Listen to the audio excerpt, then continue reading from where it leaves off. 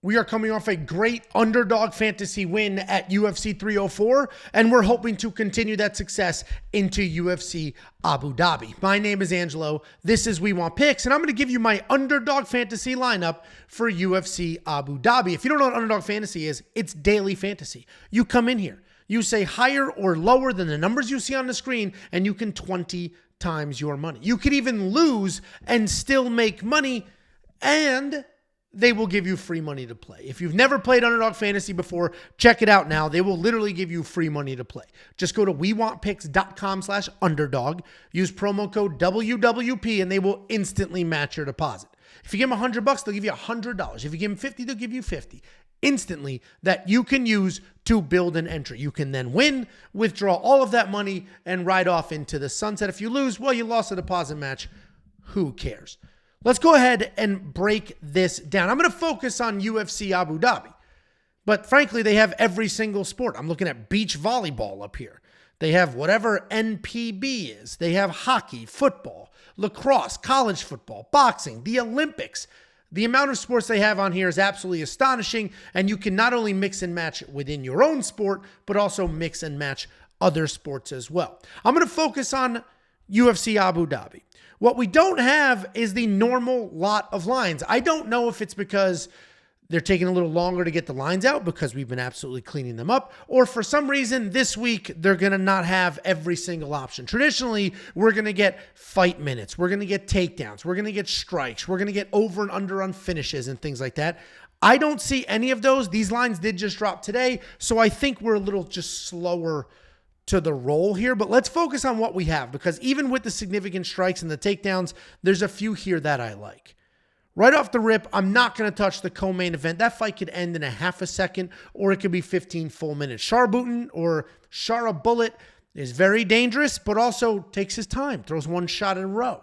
So it's a little hard to read. Same with Azamat Murzakanov. He's fighting a really tough guy, but Alonzo Menifee was also knocked out in about 30 seconds in the last fight. So let's work our way down. We're just going to jump around here a little bit. We're going to get Mackenzie Dern, 50.5 significant strikes. I do like the higher there. Mackenzie Dern is a couple of things. One, not a good wrestler. Two, is very tough and does move forward. She just runs forward and throws as many strikes as she could possibly throw. I think Mackenzie Dern will land over 50 significant strikes. Whether she wins this fight or not is a different story, because I don't think Lupi Godinez is going to do a whole lot of wrestling, because if she does, she's going to be where Mackenzie wants her to be. So I think we're going to end up in a striking match, a stand-up kind of fight. I think Mackenzie Dern is just going to bomb away moving forward. She gets hit a lot, but she also does hit her opponents. So I think we will get past that 50.5 significant strikes. I think that fight goes the full distance, which only helps us out. If we take a look at Victoria Dudekova, I like the lower here. Frankly, this is a high line. If you go through her fight history, and if you look at the statistics and you use the tools, a lot of the stuff is pointing to the lower here. Victoria Dudekova comes out and looks to grapple in more than half of her fights. In this fight, she's fighting Sam Hughes. Sam Hughes is also going to be looking to grapple. Victoria Dudekova doesn't get past this number in all of her fights. It's not as if she cruises past and she's landing at insane volumes. In all of her fights where there's sort of mixed between grappling and striking, a true MMA fight with back and forth, she struggles to get near this number. I don't think this is going to be a striking-only matchup, because at the very least, Sam Hughes is going to push the grappling agenda. I actually think Victoria will. So the lower on 54.5 significant strikes is a number that makes sense to me. And then finally, Deiveson Figueiredo. We got 2 takedowns listed here. I like the higher on that.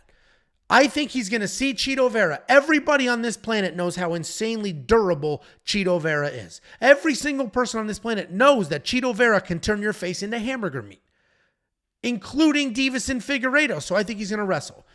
And it's not the easiest thing in the world to take down Chito, but I think he's going to get the takedowns. It's an even number, so if he gets 2, we don't lose it, we don't win it. It's kind of a push.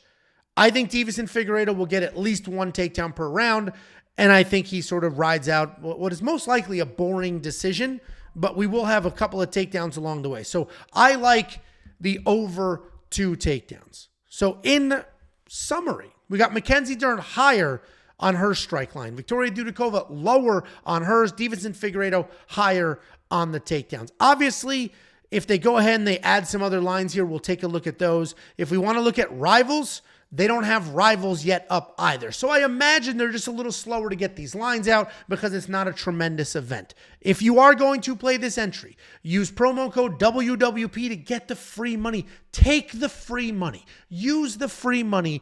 Build yourself an entry and have some fun doing it. WeWantPicks.com/underdog, promo code WWP.